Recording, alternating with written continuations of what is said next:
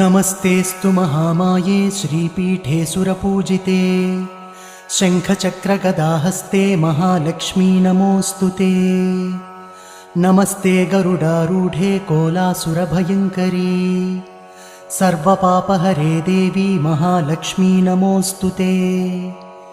सर्वज्ञे सर्ववरदे सर्वदुष्टभयङ्करी सर्वदुःखहरे देवी महालक्ष्मी नमोऽस्तु ते। सिद्धिबुद्धिप्रदे देवी भुक्तिमुक्तिप्रदायिनी मन्त्रपूते सदा देवी महालक्ष्मी नमोऽस्तु ते। आद्यन्तरहिते देवी आदिशक्तिमहेश्वरी योगज्ञे योगसम्भूते महालक्ष्मी नमोऽस्तु ते। स्थूलसूक्ष्ममहारौद्रे महाशक्ति महोदरे महापापहरे देवी महालक्ष्मी नमोऽस्तु ते।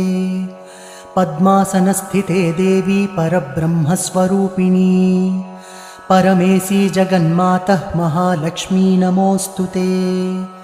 श्वेताम्बरधरे देवी नानालङ्कारभूषिते जगत्स्थिते जगन्मातः महालक्ष्मी नमोऽस्तु ते।